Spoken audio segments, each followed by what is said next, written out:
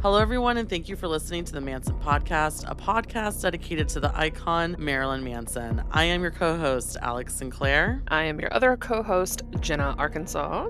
Welcome to episode 17, The Pale Emperor Upside Down, where we discuss two career-shifting albums, The Pale Emperor and Heaven Upside Down. These two albums are not only fan favorites, but they also brought a resurgence to Manson's career. The Pale Emperor gave a more bluesy, emotional feel, when Heaven Upside Down gave more of a violent political feel. So let's get into it. So Jenna and I were able to see Manson multiple times during the spring tour leg. And I will say it was a great show. It was great to see Tim back. And we have Nick Annis to replace Tyler Bates. And he did a great job. If people don't really know who he is, he did a lot of work with Kesha. He definitely had already worked, I think, with Piggy some too as well, which I think is where the connection comes from. Maybe, I don't know. Don't quote me on that. I ain't said shit. Manson wrapped his tour in Nashville, Tennessee, and he is gearing up to go to Europe in July, in the summer. Also, Manson released a song with artist Fences called Drugs Like You on May 1st. It's for Fences' new album, Now She's Long Gone Sun Squint, which is scheduled to come out in June. I personally thought that song was great. It was very different. If people are not familiar with Fences, he's more of an indie pop artist. It's not what a lot of people expected. I personally loved it. The lyrics are very deep. It talks a lot about addiction. Clearly, Manson is sober. He kicked his addiction, so it's kind of like a reflection and some memory about that. I saw a lot of people not like that song. I know. It's definitely something I think Manson's really done before. But yeah, I saw a lot of people like, what the fuck is this? It's like, oh, y'all, come on. It's just because Fences is such a different artist. I love pop indie music, so I personally had no problem with it. A lot of people don't like the chorus. They're like, what the fuck is this chorus? The other songs on Fences' album, I think, are great as well. In other news, Lindsay, Manson's wife, is having a photography exhibit in Paris for Paris Art Week at the Bastille Design Center, May 26th through the 28th, so it's coming up very soon. This is huge for her because Lindsay is an incredible photographer. Obviously, she's been doing this for years and years and years, and I feel like she captures Manson the best out of any photographer. No offense to the other photographers that have done work with them. This is really big. This is a big deal. This is a big thing in Paris that happens every year. They have some really big name artists there to accompany her. Congratulations to Lindsay, and we can't wait to see pictures. She's exhibiting pictures of Manson. The theme is love. And that's her love. Also, happy anniversary to them. We're a little late on that, but Yes. so happy anniversary to Manson and Lindsay. We did get to spend some time with Manson and Lindsay, both of them. They're absolute angels while he was on tour at the shows we went to. We can't say anything and we're not going to say anything. The first glimpse of chapter 2 is definitely coming soon because I know some people have kind of lost hope. There's people on the cult saying that they think chapter 2 was shelved and that it's not coming out. It is 100% coming out and it's going to be very, very, very soon. We can't be more excited about it. That's all I'm going to say. That's all I got to say about that. Okay, so this is where we're going to discuss The Pale Emperor and Heaven Upside Down. These are both two eras of Manson that are huge. They really did do a resurgence for Manson's career. A lot of our fans have discovered Manson through these two eras. You know, the visuals and music video and the merch and the marketing, especially for Heaven Upside Down. I mean, they were next level for Manson because we have to remember that Pale Emperor comes right after Born Villain, and Born Villain was not really received well. Don't even get me started because I love that album. And then he comes into The Pale Emperor with Tyler Bates. This is where Manson and Tyler Bates' working relationship starts. Both of these albums were received very, very, very well. Let's get into The Pale Emperor. It was released on January 20th, 2015, and it actually debuted on the Billboard at number 8. That's pretty fucking big because this is Manson's 9th album. He is deep in his career at this point. The first single was Third Day of a 7-Day Binge, which followed Deep Six, Mephistopheles of Los Angeles. Los Angeles. Also, Cuba Carries a Gun, it was released for the Salem show, for the intro of the Salem show that Manson also starred in. And Killing Strangers was also featured in the movie John Wick. Those were released for movies, but they weren't official releases. I feel like people know Killing Strangers and Cupid Carries a Gun more than they know the actual released singles. Right? And I also want to say, wasn't Killing Strangers in a video game? It might have been, I don't know. I just remember them doing that for John Wick. So Manson met Tyler Bates on the set of Californication in 2012, where Manson played a version of himself on the show. I never watched that show per se, but I obviously watched the episode with Manson in it, and it's fucking hilarious. He says, "We're gonna make s'mores." Oh yeah, because he's like babysitting some kid, right? Yeah, he's babysitting David Duchovny's daughter in this show. Yeah. Californication was a really good fucking show. I mean, that episode with just with Manson is hilarious. Anyways, that is a hilarious era of Manson to me. Anyways, but that episode's great. If you guys have not seen that episode of Californication, So this is where Tyler Bates and Manson's working relationship comes together. 3 years later, they come out with The Pale Emperor. Killing Strangers, I was reading, it was inspired by Hugh, which, rest in peace, which is Manson's dad. Hugh was talking about his time in the Vietnam War. They were watching a movie. Hugh was telling Manson a lot of very graphic and detailed stories about the war because, I mean, I can only imagine how traumatizing that was. So Manson's Killing Strangers, that's how that kind of came about. Manson's recording style with Tyler Bates went a little something like this. This is a direct quote from an interview he did. Tyler sat in front of me with a guitar and his amp. We wouldn't talk about what the songs were going to be. I'd say, just play, give me the mic, go. Of course, we'd elaborate on it later, but for the most part, the guitar and the vocal takes are the original first take. If I fucked something up or if he fucked something up, we'd start from the beginning and do it together. The Pale Emperor, the name comes from the Roman Emperor Constantius. For some reason, back in the day, they called Constantius the Pale. Manson also incorporated a lot of Greek mythology within the lyrics and the imagery for this album. Also, do you remember, because some of the marketing for this was great, and they actually had a great box set that I do not have. Do you have the box set for this? do not have the box set, but I will say, so this is Pale Emperor, Heaven Upside Down, and actually also before that, Born Villain. I worked at Hot Topic at the time, and Born Villain, I have all of the old Hot Topic marketing for Born Villain. I kept it in the back for years before they were like, you can have this stuff now or whatever, or destroy it. And it was like, I'm not going to destroy the Manson stuff. But, I don't even remember us getting CDs or vinyls or anything for Born Villain. But when Pale Emperor came out, I think we only got like 3 vinyls of it. And a box set would have been something really cool, especially for mall fuckers still at that point, to have come in and got. So I don't know where it was, but I do not have that box set. I know, that's probably one of the biggest regrets I have because they are on eBay now, but they're hundreds and hundreds of dollars. But I think that was the beginning of his box sets, like his really well curated box sets. Also, do you remember when he came out with the SPF for the Pale Emperor? Yes.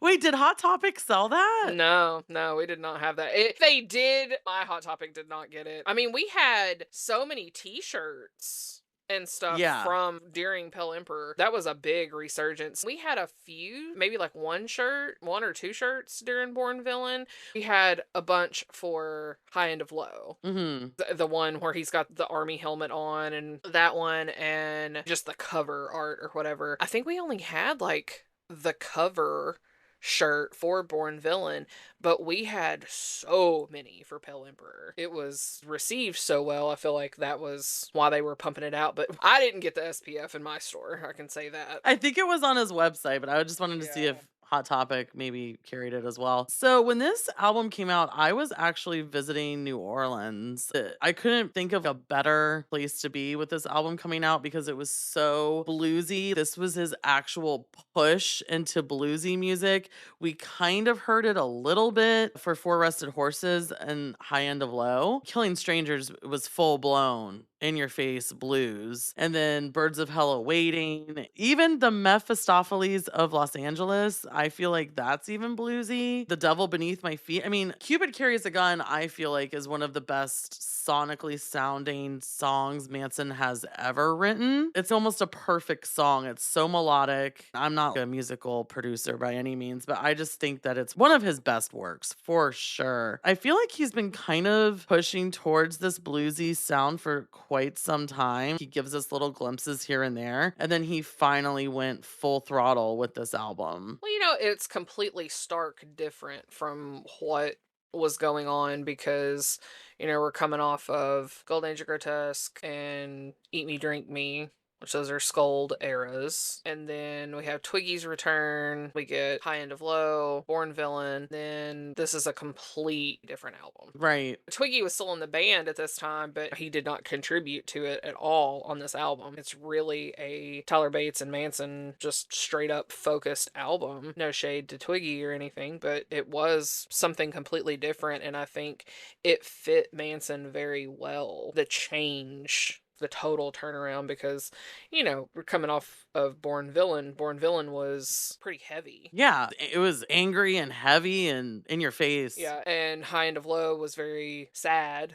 So there was a lot of changes there, but very well received though, because I think we've both noticed this, is that so many kids found Manson through the Pale Emperor. There were so many kids I remember in Hot Topic that they had no prior knowledge to Manson before Pale Emperor. I thought that was always really cool. And I've noticed too, just, us doing the podcast, that a lot of people, that is their introduction into him. And that's a great album to start with. Yeah, I mean for sure. that's a terrific album to start with. It's crazy to think of this. What is this? The ninth album? It's like people found him at the. I love when people find him regardless. I love that, and I love to talk to people about that. But it's crazy though that it was this one, Right. and it was so different.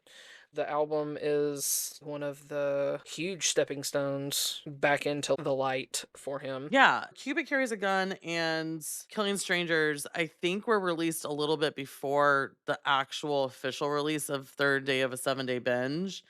And when Third Day of a 7-Day Binge came out, that was the first single. I think people were really taken back by that single because it was so slow and so funky and bluesy, but people were vibing. The thing is it wasn't like when Manson went from Antichrist to Mechanical Animals and people were like, what the fuck? Like they're Yes.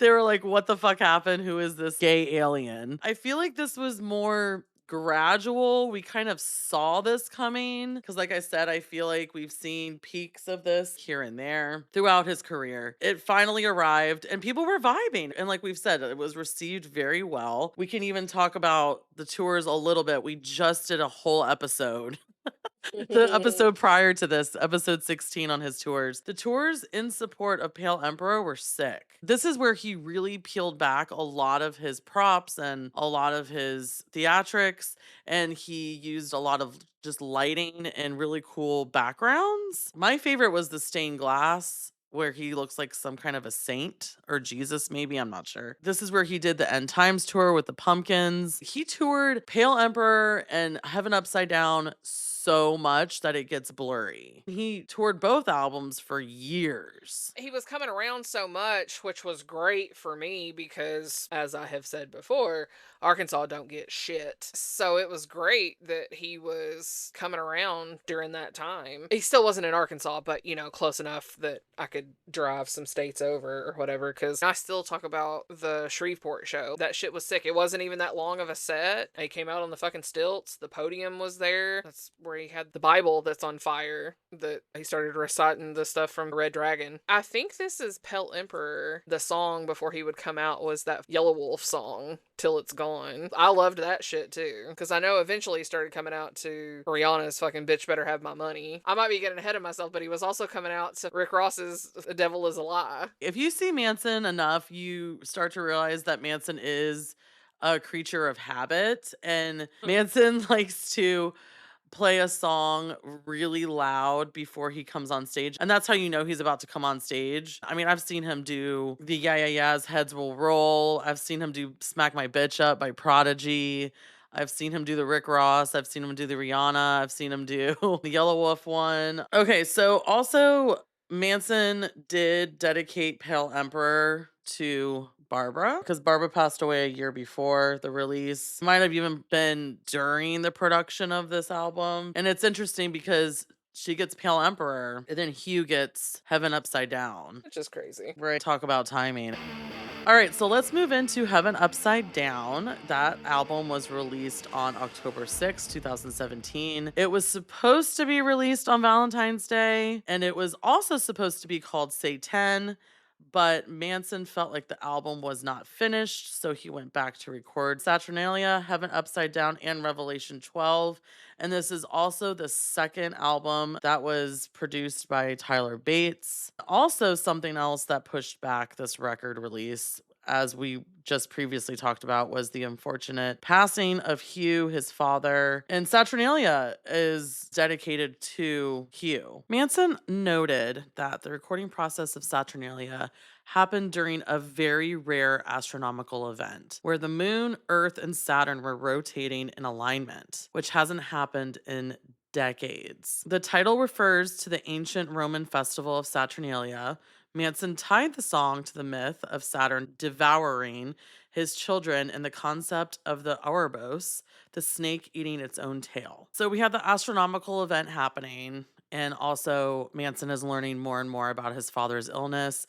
So he wanted the song to kind of represent the circle of life and turning the energy of death into rebirth. So Manson's witchy vibes are definitely found in this track. The singles were We Know Where You Fucking Live. That was the first one. And then preceded by Kill For Me, Say 10, and Tattooed in Reverse. And all of those music videos were directed by Billy Yukich. Kill For Me charted at number 5 on the rock charts. From what I read, that was the highest single charting that they've had since Mechanical Animals. That is wild. Right? Because you don't even like that song, which is I don't.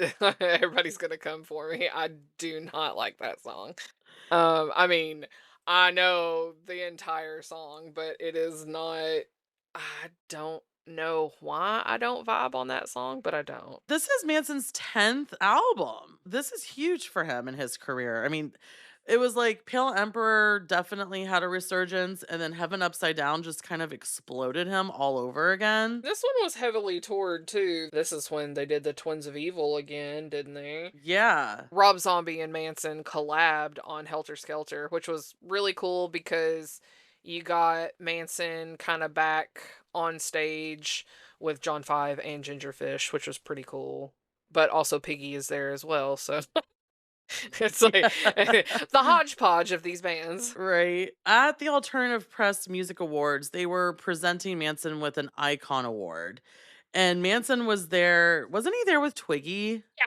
Twiggy presented it to him, which also, if nobody has ever watched that, it's pretty funny because clearly it was written for Twiggy, and whatever they wrote, he was going off of the teleprompter and being like, "Oh, that's not true," which was really funny. Yeah, because there's pictures of them like backstage with Rob Halford and stuff, which is pretty cool. So Twiggy and Manson are at this award show for Alternative Press Music Awards. And Manson is having an interview and he's talking about how his album is going to be called Say 10. He wrote it on his hand and how it was going to be released on Valentine's Day. He was blowing it up, right? It really was. Then he decided, not very much longer after that, that he wasn't happy with the album, with where it was. And then that's when he went back and recorded all of those other songs, including the title track. And then that's when the title of the album changed to Heaven Upside Down. So prior to its release, back in November 2016, a teaser of Say 10 did come out. And this teaser was directed by Tyler Shields, which, if you don't know who Tyler Shields is, he's an incredible photographer. I think it was an actual music video, or it might have been a teaser. I don't know. We don't really know what it was because it got shelved immediately. People flipped the fuck out over just that snippet. It depicted Manson standing there with a decapitated head that looked like Donald Trump. We have to remember this too, that this was during the climate of this huge presidential election. Oh yeah, I mean it was very It was very charged at that time, and I remember several articles got published about it because they were pissed. But even before they show that part, it was sick. Manson's got the Bible and he's licking the pages and doing all that. And then, it just kind of pans to that, and then everybody was like, "What the fuck?" This is another thing that happened that I just remembered is Kathy Griffin, the comedian, did something similar, Yep. but hers was just a photo shoot. Like it was just a Yep. picture and it was a very obvious head of Trump. Yeah. And she got canceled for a little bit. She got fucking reamed for that. The media did catch on to that teaser that Manson released, but I feel like not really because when Kathy Griffin did that, when she came out with a similar picture of her holding a decapitated head, that was very clearly Donald Trump. Because I feel like that picture, the dummy head was facing the camera. In Manson's teaser, the head is backwards. Like you can't see Yeah. the face, but it's definitely obvious it's supposed to be Trump. But that was really the only time that it got really brought to the media's attention because her lawyers were trying to say, "Oh, well, Marilyn Manson did this and nothing happened to him and blah, blah, blah, blah." Which I think we still can find the teaser. I'm pretty sure it's somewhere Oh, lurking yeah, in the absolutely. internet Yeah. for Manson with the Tyler Shields thing. I do think that there was more to that project. If it was either a video for Satan or more of a teaser for Satan or just for the album in general, I think there was more to that, but it just got completely shelved, which sucks because I fucking love Tyler Shields. He's an incredible photographer. If you don't know him, definitely Google him. Also, Heaven Upside Down had some crazy PR and some crazy marketing for this album. Another thing that Manson did is he collabed with someone. They dropped a lot of very eerie clips on his social media, and it appeared, and it sucks because we can't find it, but it appeared that someone was running away from something and there were sirens and all kinds of noises. It was kind of like Cloverfield. It was like a cross between the Blair Witch Project and Cloverfield. And they were running away from something. You don't know what they're running away from. It was very eerie. You don't really know what's going on. It was dark. I remember the videos being very dark. I can't remember if they were on foot or in a car. It might have been a little bit of both. But in the distance, you see the Manson symbol crosses, the double crosses. And then you eventually see the heaven upside down, longer double cross. I remember when those dropped, I was like, holy shit, Manson is fucking back, dude. This is some shit that he would have released back in like Hollywood, even Golden Age of Grotesque days or Antichrist days. It made me feel very uneasy because you didn't know what was going on. He would do these videos in series, he would release them separately.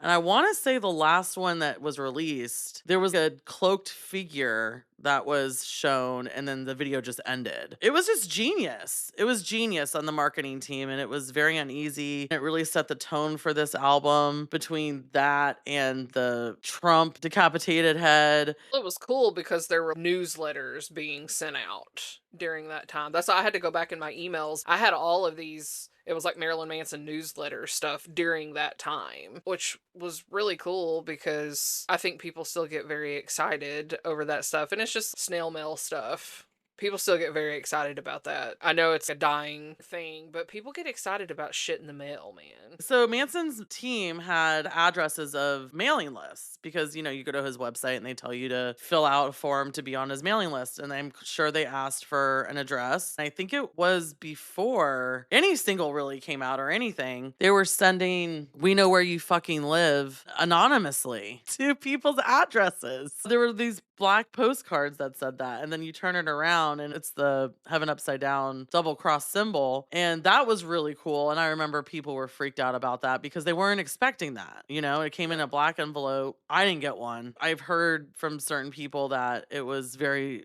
random of who was chosen to mail those out to, which made it even more creepy. Then also Jenna was talking about they were also sending emails where if you click a link it shows a picture of your house. Yeah. I know that the old link that got sent to me, I know that when I clicked on it or when I received it that day or whatever, it would literally zoom in on my house.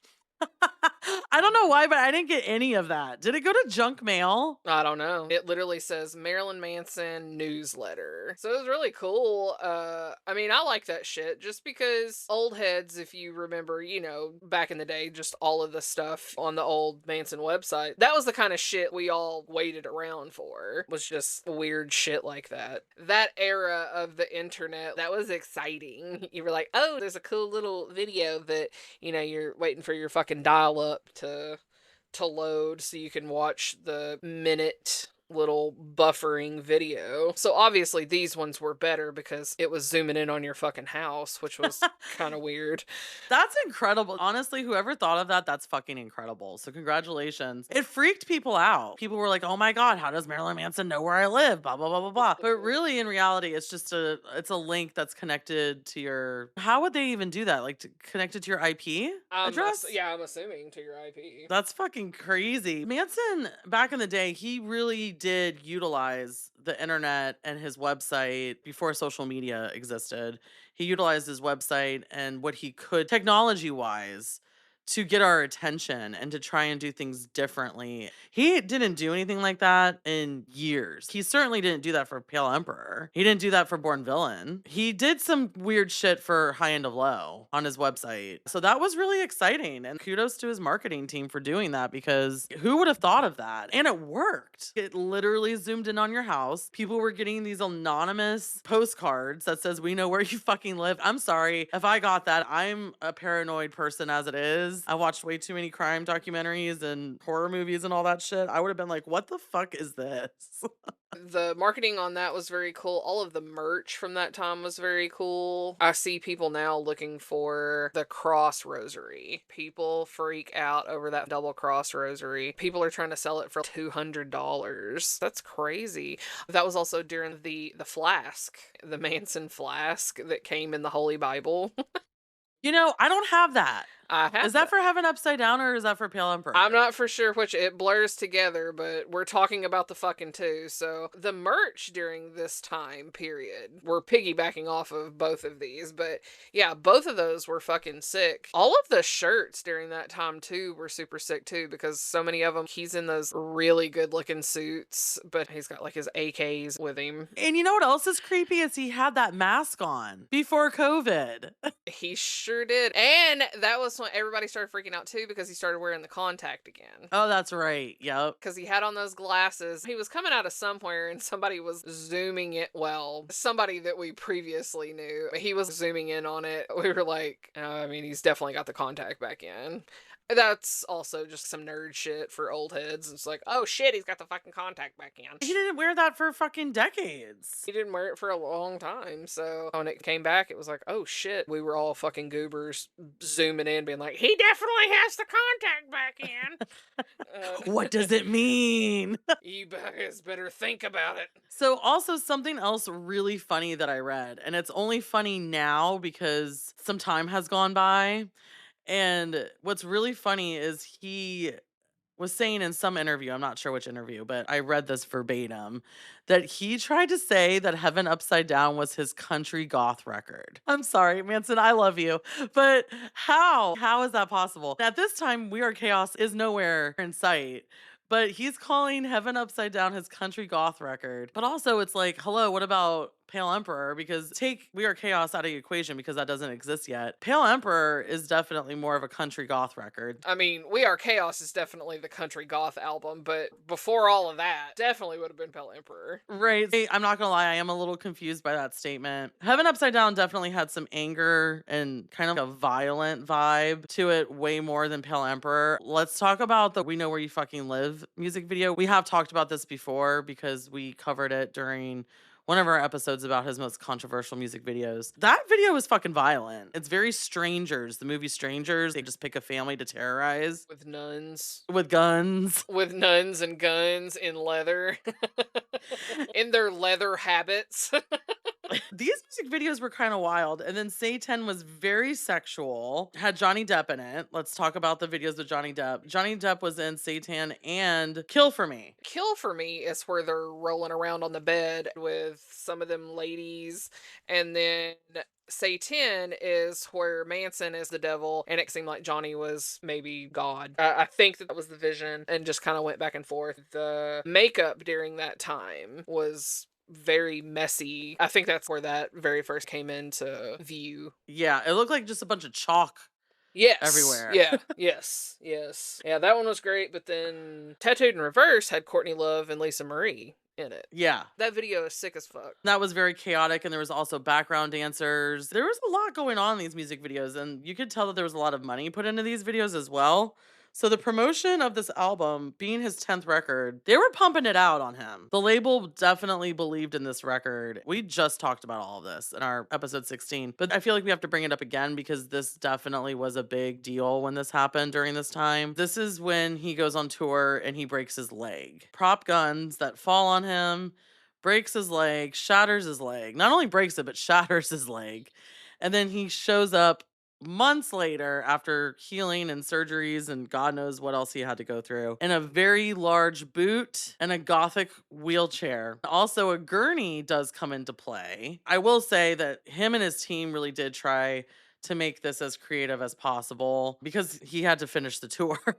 I enjoyed the gurney part because it was usually during Sweet Dreams and he still had the light and Shane and Judd would hold the gurney. Oh, this is also during this tour when he would do the dope show and that big black peacocky looking feather outfit. Yes. That shit was sick. I loved that. I'm sure he does have that still in his wardrobe somewhere, but that fucking thing was sick. I loved that. I did too, because like we've talked about in episode 16, we're not going to get into it too much because I know our listeners have already listened to it, but that was something to witness when he had to figure out how to make his broken leg work that was still healing. We all joke about seeing Manson in a wheelchair, right? Saying, oh, we'll still pay to go see Manson in a wheelchair, like when he gets old or older, if he still wants to perform, right? And we actually saw Manson in a wheelchair. Yeah, but he actually did that. And also, to be fair, too, he was literally doing all of those meet and greets in that fucking boot. I know. I remember going in, I guess it was the second time that I did that meet and greet. He had that fucker propped up, and I was just like, how are you doing all of this? I would be so annoyed. Yeah, what he did, he really pushed through to finish that tour because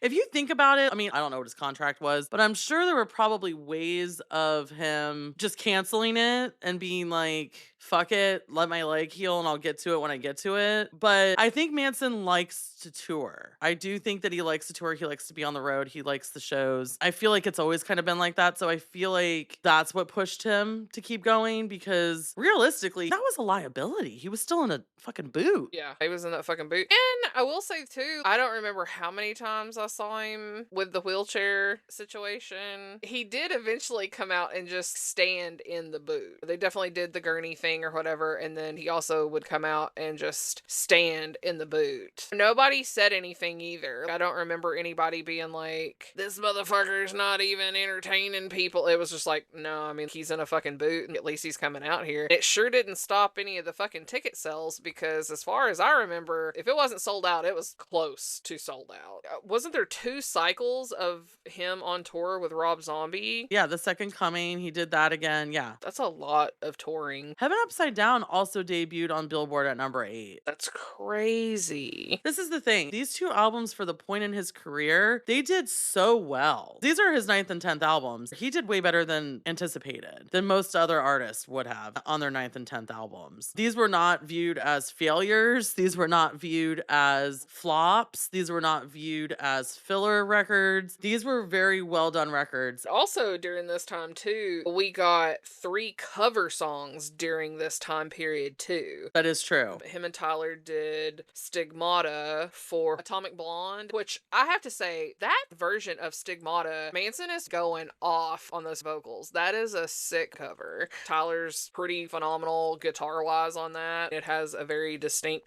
that's a kick-ass cover. If we want to talk about the gothic cowboy part, I guess this is when he does God's Gonna Cut You Down. Mm-hmm. Originally by Johnny Cash. So, and if somebody wrote it besides Johnny Johnny Cash, I'm so sorry, I'm not gonna go look. He does that and Cry Little Sister from the Lost Boys soundtrack. Yeah, those are all very, very, very solid cover songs. Yes, they were all so good. And we got videos for two of those. This is a killer time period. So, again, if this was the time period that so many younger fans found him, what a time to have found him and been alive during that time of finding him. He was on fire. I know for us, we always talk about wanting to be able to see Dead to the World tour, Mechanical Animals era, Hollywood era, when they were the most on fire. But this is a pretty great resurgence for him. He was fucking on fire here as well and had everything going for him for We Are Chaos, but we won't talk about that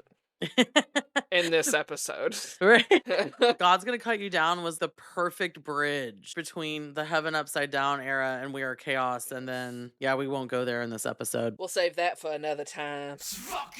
So for each album, let's pick 3 songs that we feel stand out the most. We can start obviously with Pale Emperor. This is hard. I mean, I'm gonna go for my obvious number 1 for Pale Emperor, and that is Cupid Carries a Gun. Like I said earlier, I really do think that sonically is just such a great song.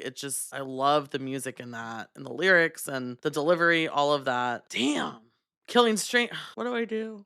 I'm gonna go with Killing Strangers because that was just such a different sound for Manson, and I do love the lyrics to that as well. But my third one, I cannot. This is hard. I'm struggling here. I'm gonna go with the Mephistopheles of Los Angeles. Of Los Angeles. I can't believe I set us up for failure on this because I thought this wasn't going to be that hard, but yeah, those are my 3. Cuba Carries a Gun, Killing Strangers, and the Mephistopheles of Los Angeles. Okay, so you go ahead, Jenna. Okay. I just want to preface this by saying that I don't think that there is a single song on here that is like one that I did not play. I didn't skip any songs. I also have a hilarious story. I downloaded on Apple Music or something, which I'm not an Apple Music fucker. I'm a Spotify fucker. Also, don't care about people's opinion on that, whatever. I think I downloaded Pale Emperor on Apple Music or whatever.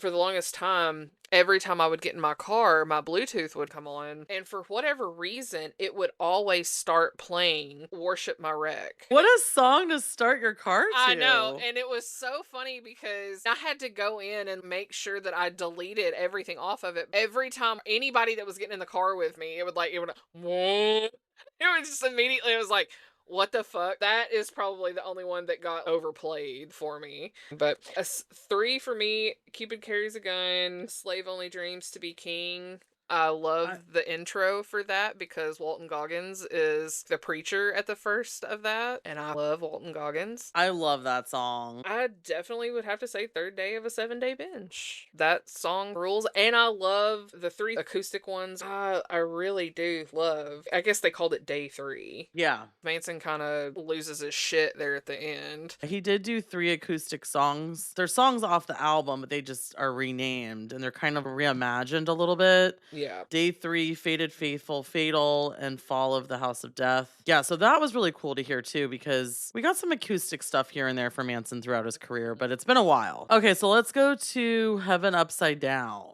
Number 1 for me for Heaven Upside Down is definitely Saturnalia. Incredible song. I'm so glad Manson went back and recorded that song because I can't imagine this album without that song. And you know what? I actually really do love Tattooed in Reverse. So I'm going to go with that. You know what? I think I might for my third, even though once again I'm in a tough position here.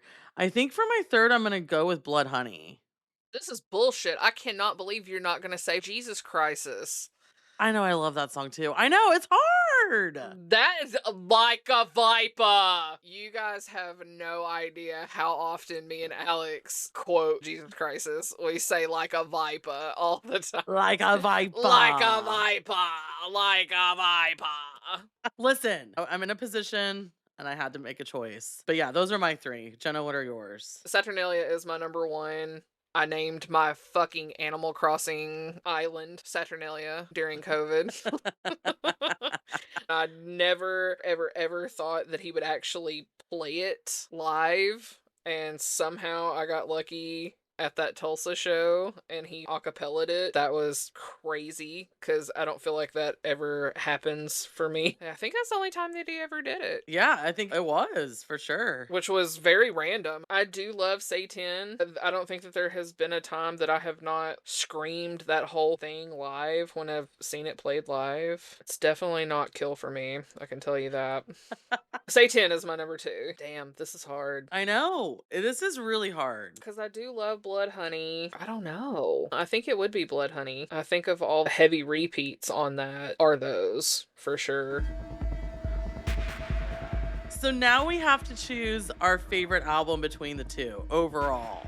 Can we do this? I don't know. I don't think so. Why do I do this to ourselves? I think I know my answer. We have had time to think about it a little bit. I'm scared to say my answer because I have a feeling I'm gonna regret it. This is my problem. And I think we both have talked about this. The problem is Saturnalia.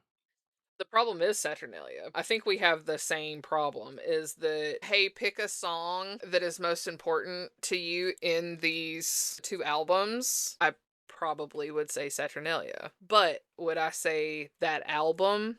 I don't think so. I know. Not as a whole, because as I said before, Pale Emperor, there's nothing that I skipped. There's not a one that I skipped on Pale Emperor. Okay, so looking at this, I'm going to say Pale Emperor. For me, the singles are obviously very heavy hitters, but then it's like Worship My Wreck, Slave Only Dreams to Be King, The Devil Beneath My Feet, Birds of Hell Awaiting, even Odds of Even the non-single songs are so fucking good and I thoroughly enjoy them. It really is the same for Heaven Upside Down too, but Heaven Upside Down is just a different vibe. It is. It's a different vibe. It is completely different. It's crazy because people are like, Heaven Upside Down is just part 2 to Pale Emperor, and I'm like, I understand what you're saying, but also at the same time, thoroughly disagree. Based on the entire album, absolutely, it would be Pale Emperor. Okay. But I do not want to leave poor Saturnalia. Can we adopt Saturnalia? We could just adopt it and just move it to where we want to put it. It's just gotta move. It's just gotta move over. It's gonna scooch you over. I'm sure you've seen this interview where Manson basically talks about how Heaven Upside Down, he used certain frequencies to make it alter our mood. He supposedly did a lot of research on certain frequencies to alter our mood. And when I do think of Heaven Upside Down, I do think of it more as a party record versus Pale Emperor. But I don't mean to discredit. I don't want to cheapen Heaven Upside Down by saying it's a party record. Even though it's more violent, the topics of these are very political and angry and violent to a degree for Heaven Upside Down. So saying it's a party record, I don't even know if that's the right word. The vibes are just so different. I think I get what you're saying. Heaven Upside Down, I think he was having a really good time. Right? Yeah. Like, I think he was having a really good time. I think he was having a fun time, kind of like heyday days, because he toured like crazy during that time. And Pale Emperor was definitely more serious. Yeah. He was just having a good time. That's a good way to put it. So we both chose Pale Emperor with the adoption of Saturnalia. Yes. This is our fucking show. We can do what the fuck we want, actually. It's justice for little baby Saturnalia. We're adopting you. We're adopting you. Also, we did do a poll on our Instagram, the 2 albums versus each other, Pale Emperor versus Heaven Upside Down, what you guys would choose. It was very clear the winner was Pale Emperor as well. So we all are in the Pale Emperor pool. All right, guys. Well, thank you again for listening to episode 17. Please keep your eyes and ears open for chapter 2. Something is coming very soon. Definitely stay tuned for that. It's going to be very exciting. You can find the podcast on Instagram at Manson Podcast. You can find me on Instagram at Alex Sinclair. You can find me on the gram at Jenna X Arkansas. Thank you guys again for listening, and we will catch you on the next episode. Also, go stream Pale Emperor and Heaven Upside Down for good time's sake.